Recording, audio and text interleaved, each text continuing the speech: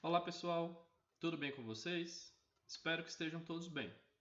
Hoje vamos continuar o nosso curso de CFE 246, Automação Industrial, para o curso técnico em Eletrotécnica. Meu nome é Eric Matheus da Silveira Brito, sou professor da Universidade Federal de Viçosa, Campus Florestal, e esta é a aula 5, sobre sensores ópticos e ultrassônicos. Esta aula será dividida em duas partes. Primeiramente, nessa primeira aula, nessa primeira parte, vamos falar sobre os sensores ópticos, os seus princípios de funcionamento e características e algumas aplicações. Na segunda parte desta aula, falaremos sobre os sensores ultrassônicos, o seu princípio de funcionamento e características e algumas aplicações. Bom, então vamos começar. Os sensores de proximidade, a gente já vem estudando desde a última aula, quando a gente viu os indutivos e os capacitivos. Eles existem também os ópticos e ultrassônicos, né? Mas por quê? Algumas vezes a gente precisa detectar objetos com uma distância sensora maior, na ordem de centímetros até metros. E isso é um pouco difícil de se obter, na verdade, isso é bem complicado de se obter quando a gente pensa em sensores de proximidade indutivos ou capacitivos, já que a sua distância sensora ela é bem pequena, né, na ordem ali de poucos milímetros, certo? Então, os sensores ópticos e ultrassônicos, eles podem ser a solução para esses casos onde a gente precisa dessa distância sensora maior. Esses dois sensores, eles trabalham bem parecidos. Eles enviam e recebem ondas. O que vai diferenciar é o tipo da onda que esses sensores trabalham. Obviamente, os ópticos vão trabalhar com ondas luminosas, né, com feixes de luz, e os ultrassônicos vão trabalhar com sinais sonoros. Uma característica comum desses dois tipos de sensores é que existe um elemento emissor que envia a onda e existe um elemento receptor que recebe a onda. E esses dois elementos, eles podem estar alojados no mesmo corpo, dentro da mesma peça, ou podem existir em peças separadas, em corpos diferentes, tá? Vamos estudar um pouquinho mais sobre cada um deles. Primeiro, sobre os sensores ópticos.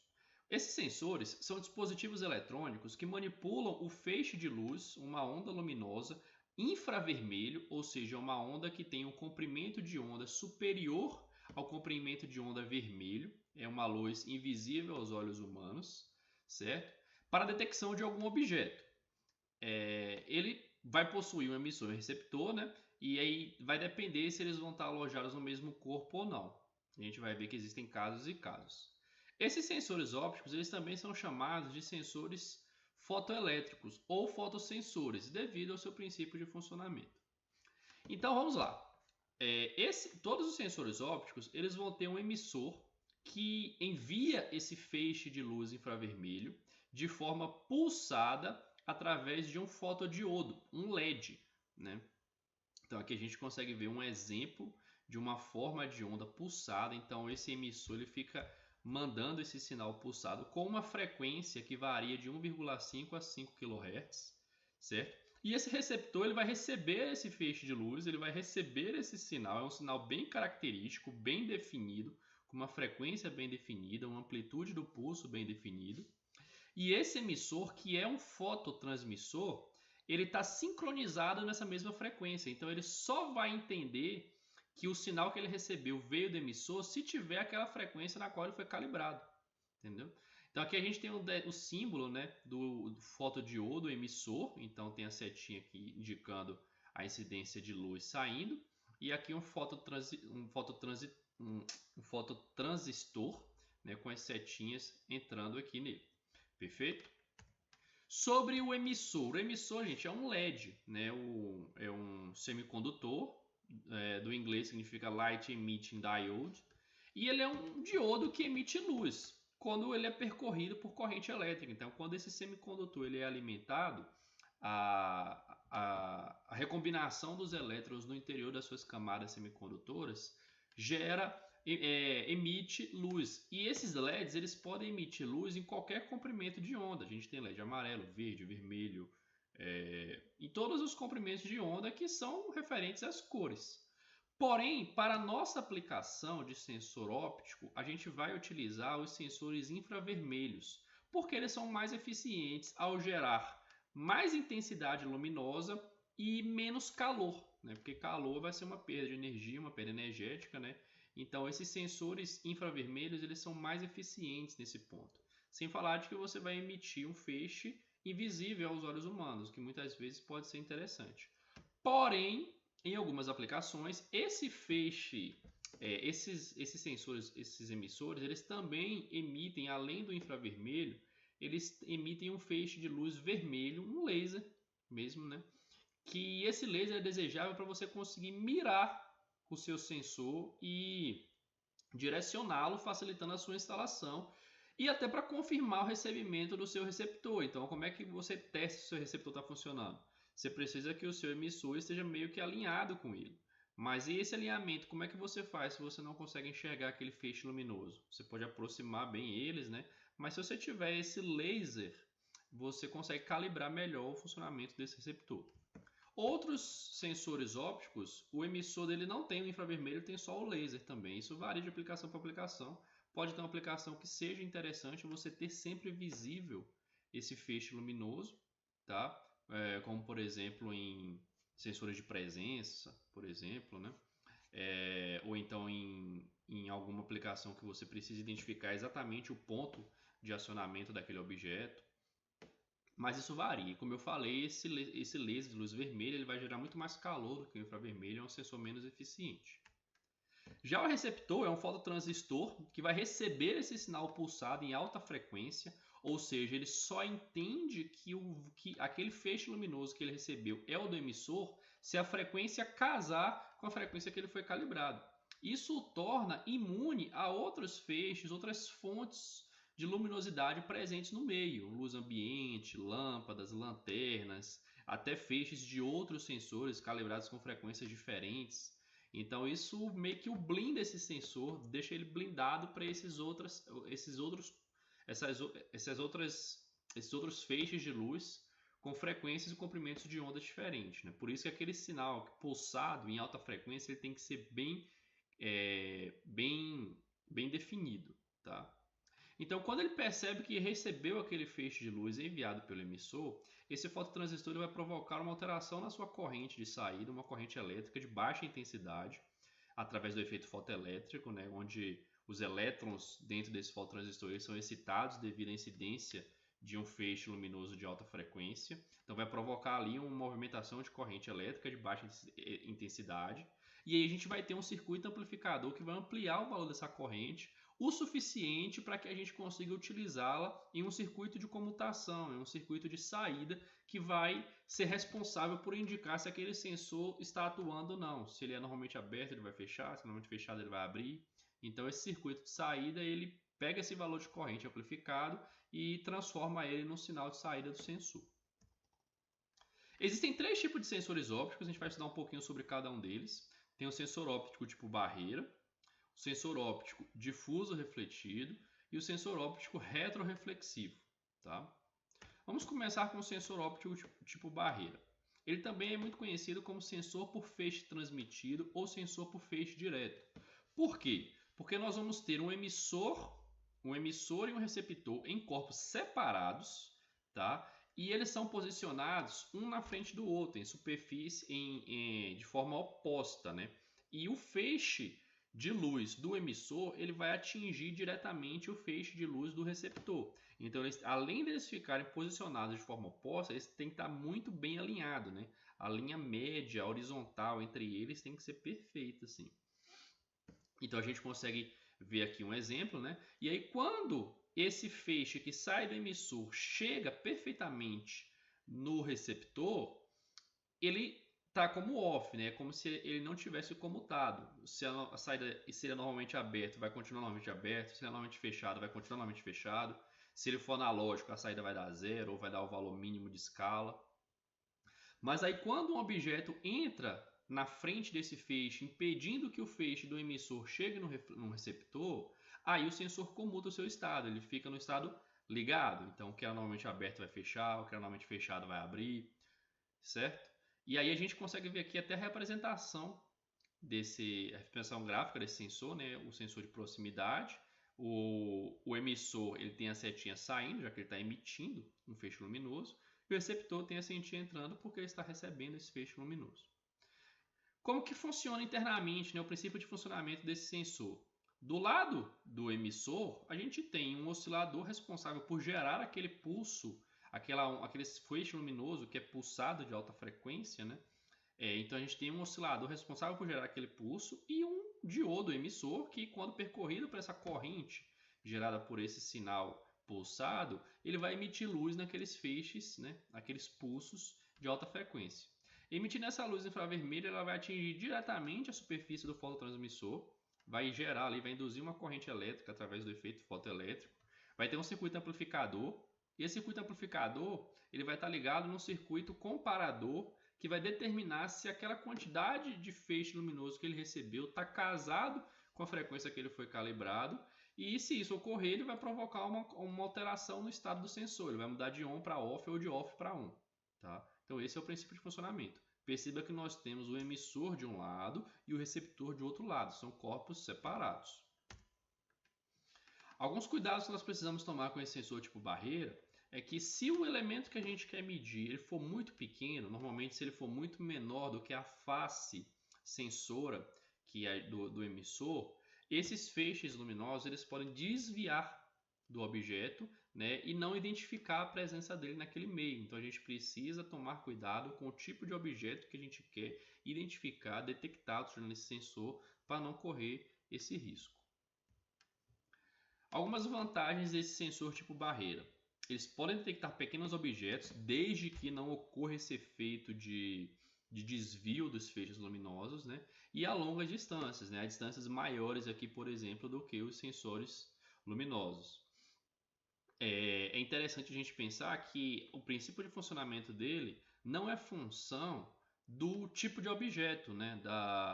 Das dimensões do objeto, desde que esse objeto tenha tamanho suficiente para impedir a passagem do feixe, ele já pode ser detectado. Então a gente pode detectar objetos pequenos a longa distância, isso é muito interessante.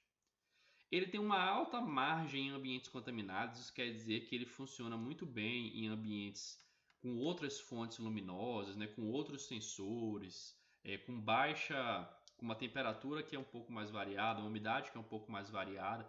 Tudo que a gente precisa é que aquele objeto consiga impedir que o feixe saia do emissor e chegue no receptor. A saída dele, né, o funcionamento desse sensor, ele não é afetado por reflexões secundárias. O que seriam reflexões secundárias? Este feixe que sai do emissor bate em outro objeto que não deveria, um espelho, uma janela, e é refletido para o receptor, desculpa, o feixe que sai do emissor bate nessa janela, nesse espelho, nessa superfície reflexiva e chega de forma secundária ao receptor, identificando, por exemplo, uma falsa não detecção do objeto. Isso não acontece porque o feixe ele sai direto do emissor e chega direto no receptor, ele não é refletido, não é desviado em momento algum, a não ser quando existe um objeto, né? E ele consegue detectar objetos opacos ou pouco translúcidos, desde que aquela feixe de luz não seja capaz de atravessar completamente o objeto.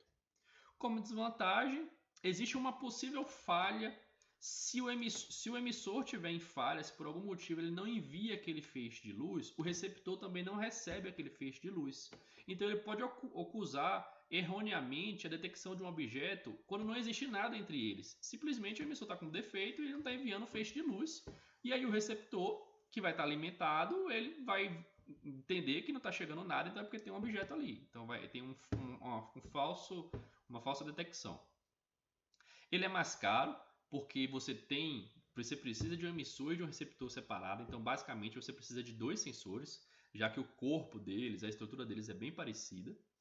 E como você tem dois corpos, o sensor, o emissor e o receptor, você vai precisar de duas conexões elétricas. Então cada um deles precisa ser alimentado, tem que levar o fio positivo, tem que levar o fio negativo, tem o fio de sinal que sai do receptor. Então você tem um gasto com a conexão elétrica, com dois tipos de alimentação, você tem um gasto com cabo, porque normalmente eles vão estar posicionados, um pode estar posicionado numa ponta e outro na outra de uma estrutura, então você tem que passar cabo dos dois lados.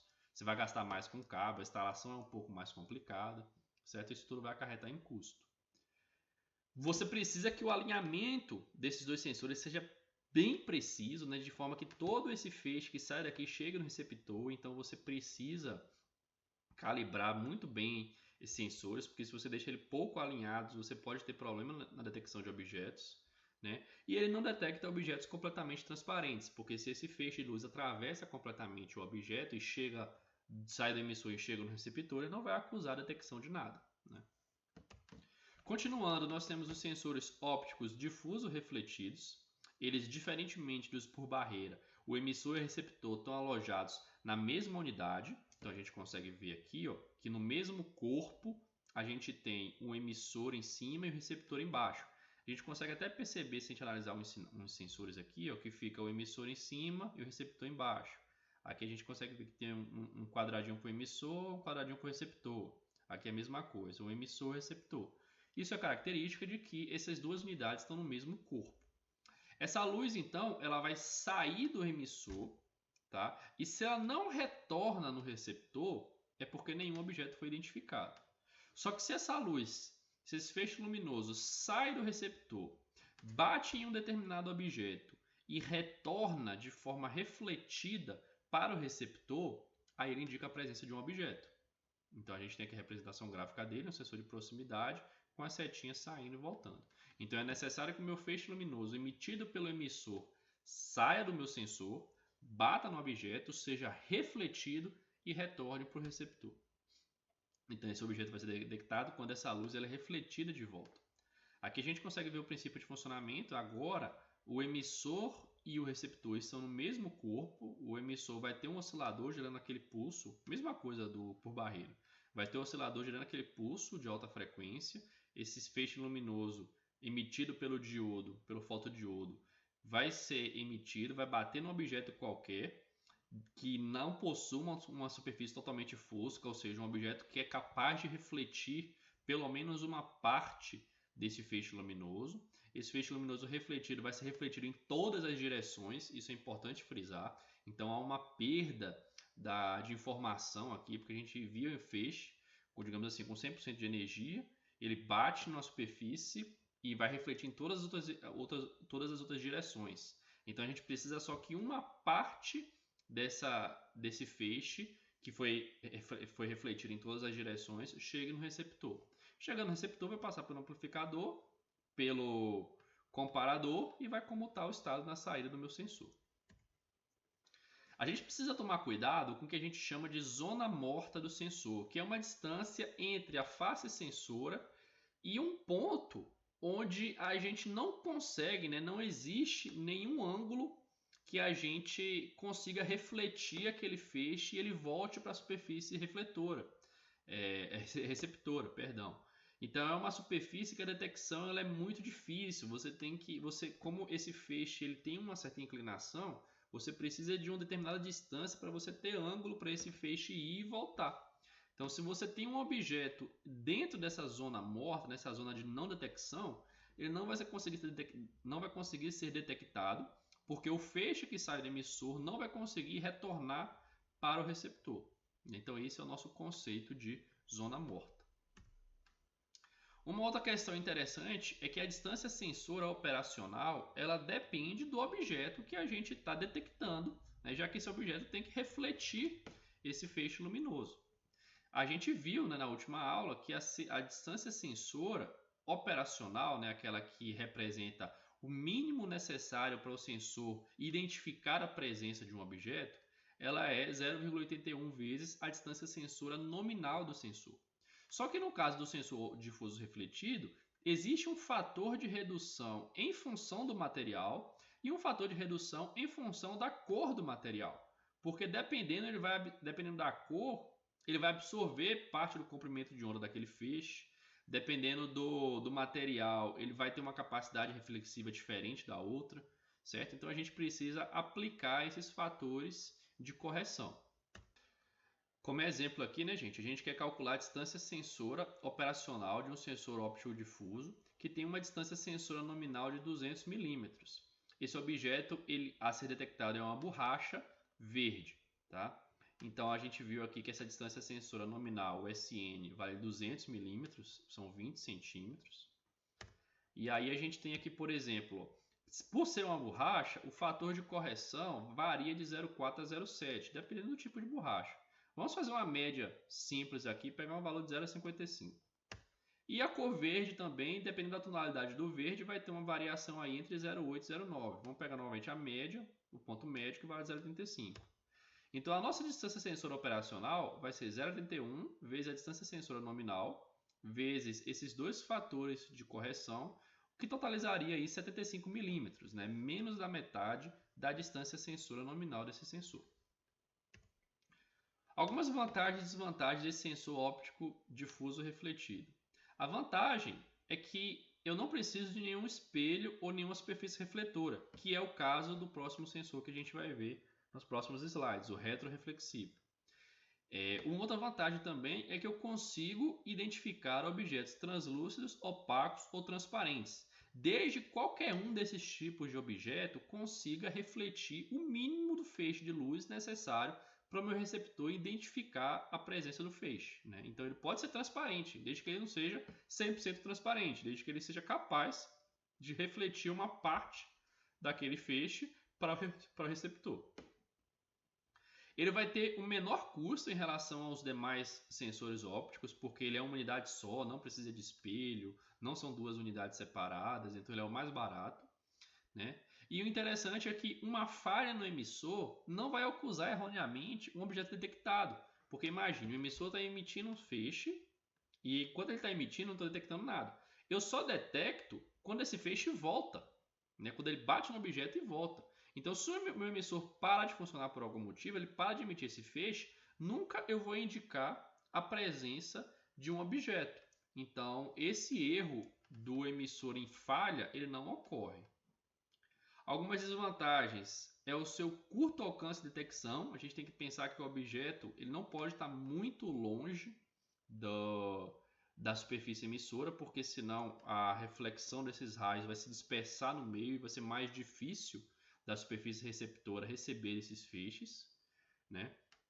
Ele depende muito das características do objeto que a gente quer detectar. A gente viu que tem os fatores de correção, tem que ver se o objeto ele não é completamente opaco, se ele não é completamente transparente, qual que é a cor do objeto, qual que é o material do objeto, né? Então isso influencia muito. Além disso, a gente pode ter a influência de planos de fundo com alta reflexão, espelhos, metais, algum tipo de superfície refletora que por algum motivo reflita aquele feixe que está sendo emitido pelo emissor. Então não é um objeto que está na frente que foi detectado.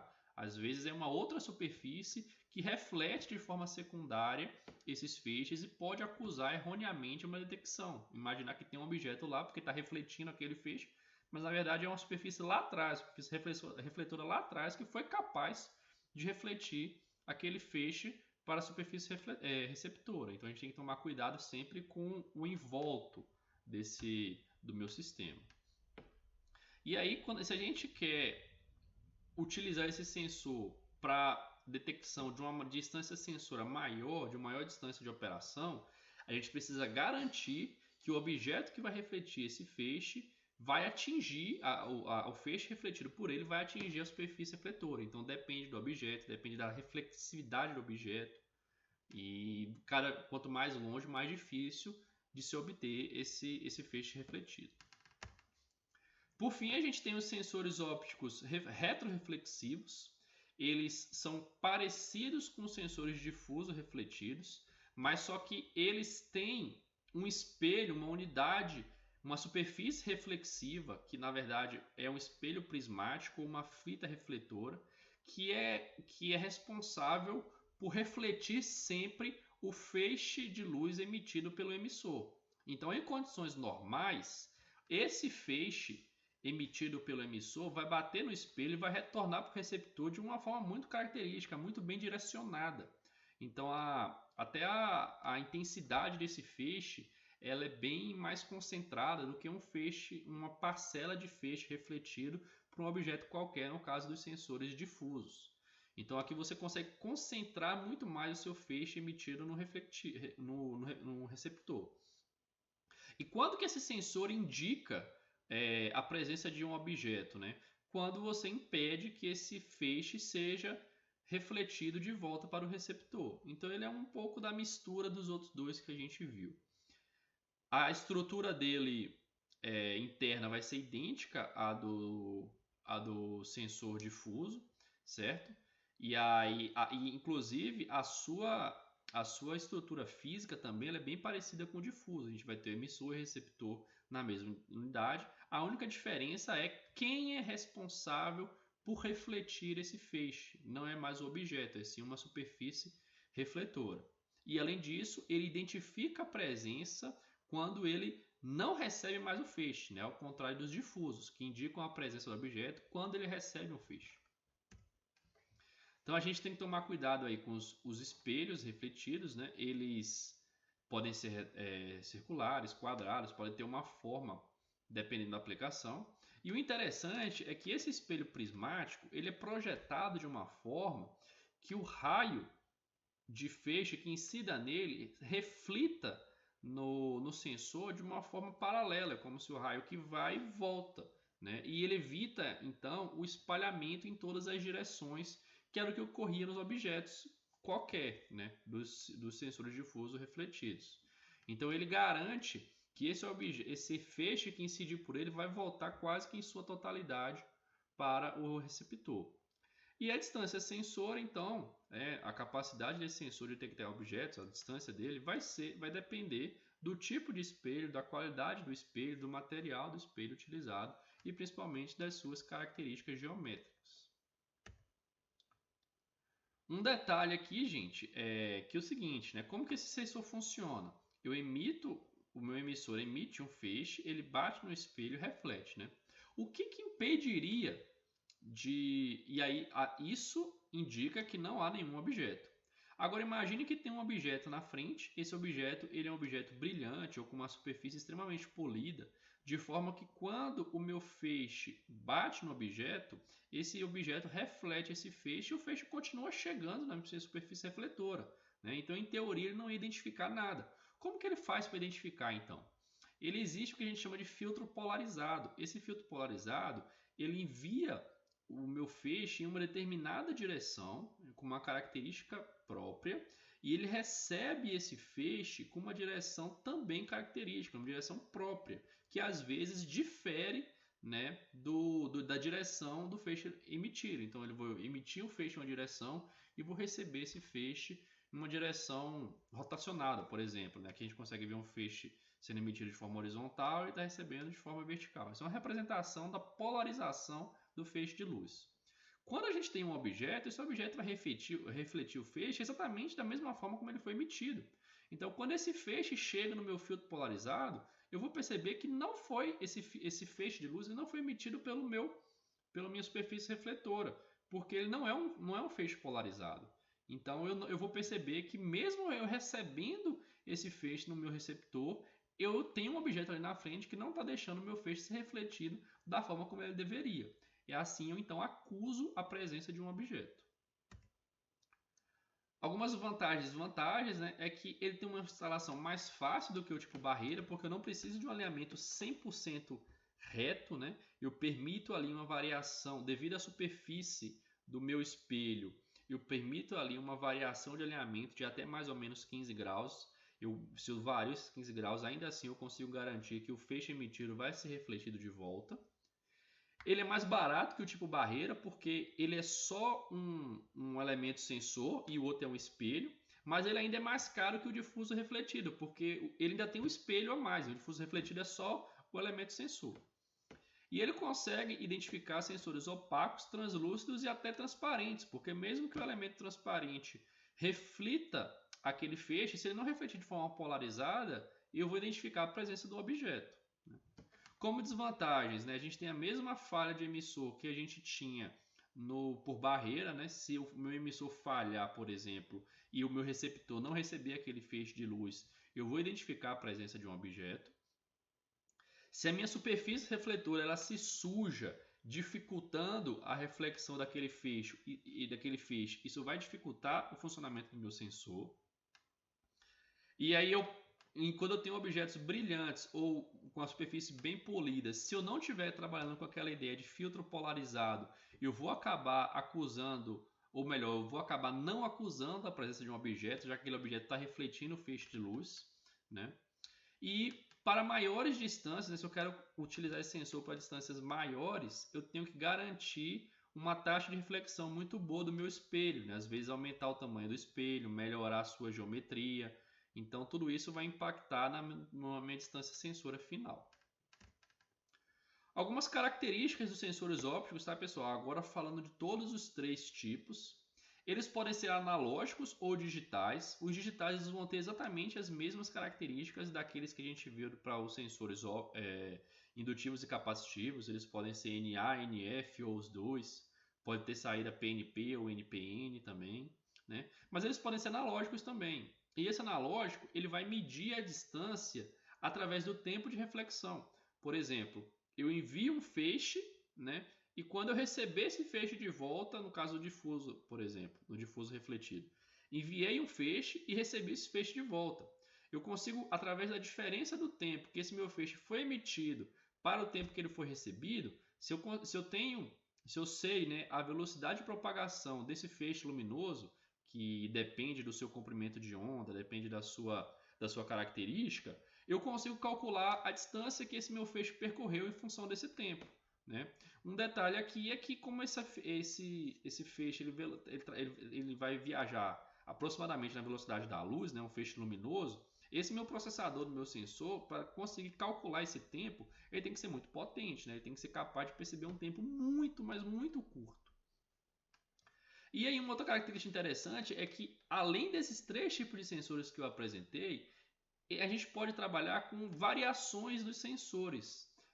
Por exemplo, a gente pode pegar um sensor e um óptico de cor, que ele identifica a presença de um objeto naquela cor específica.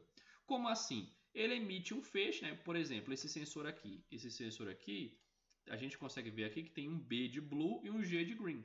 Esse é um sensor que ele consegue detectar objetos azuis e objetos verdes, né? Tem uma chavinha aqui que você escolhe se você quer o azul ou o verde. Como que ele funciona? Eu tenho uma lente aqui, né, para focar melhor esses feixes. E aí, então, por exemplo, o que seria um objeto azul? O objeto azul ele absorve todos os comprimentos de onda menos o azul. Ele reflete o azul e essa luz chega aos nossos olhos e a gente entende que ela é azul. Então, esse sensor luminoso ele é calibrado de forma que ele vai enviar um feixe de luz, né? E ele vai receber só o feixe de luz azul, por exemplo. Então ele envia um feixe e recebe o azul. Quer dizer que aquele objeto absorveu todos os feixes de luz menos o azul. O azul foi refletido. E na mesma coisa o verde ou qualquer outra cor. Então essa seria uma derivação, uma variação dos sensores ópticos. E aí, dependendo da aplicação, a gente pode ter sensores que identificam só objetos claros, só objetos escuros. Tem sensores aí que podem ser calibrados para uma translucência maior, uma opacidade maior, enfim, né? Existem derivações, ok? E por fim, nós temos aqui algumas aplicações dos sensores ópticos, né? A gente consegue perceber, por exemplo, aqui um sensor difuso refletido, né? Que ele consegue perceber a espessura de um rolo em uma indústria têxtil, por exemplo, que está utilizando esse material têxtil para a produção de alguma roupa, de alguma coisa. A gente tem aqui ele enrolado, né? E à medida que isso vai se acabando, essa espessura vai diminuindo, para de refletir, por exemplo, esse feixe. Então ele detecta que acabou o rolo, um exemplo. Outro exemplo é um sensor aqui que consegue detectar peças de tamanho diferente, peças pequenas, peças grandes. A gente consegue fazer isso de duas formas: calibrando a distância sensora de um sensor discreto, de um sensor digital, ou através do cálculo dessa distância que é percorrida pelo feixe, no caso de um sensor analógico. A gente tem aqui um sensor difuso, um retroreflexivo aqui também para contagem de peças, né? Toda vez que passa uma peça por ele interrompe a passagem de um feixe. A gente pode utilizar o sensor, olha que interessante, a gente pode utilizar o sensor por barreira para identificar a passagem de peças vazias, né? Porque se passa uma peça preenchida, ele acusa que passou uma peça porque o feixe de luz foi interrompido. Mas se passa uma garrafa vazia, totalmente transparente, de forma que não interrompa esse feixe, ele não vai contabilizar. Então ele só vai fazer a contagem de garrafas que podem ser comercializadas, que podem ser vendidas, né? Então se chegar lá no final da minha linha de produção uma garrafa vazia ou 10 garrafas vazias, eu posso simplesmente descartar aquelas garrafas porque elas não foram contabilizadas no meu processo. Ou eu posso fazer, por exemplo, uma contagem de peças no sistema numa linha de produção, análogo aqui ao sensor retroreflexivo, mas utilizando também sensores por tipo barreira. Bom, pessoal, com isso nós chegamos ao fim da nossa primeira parte desta aula e eu vejo vocês na parte 2.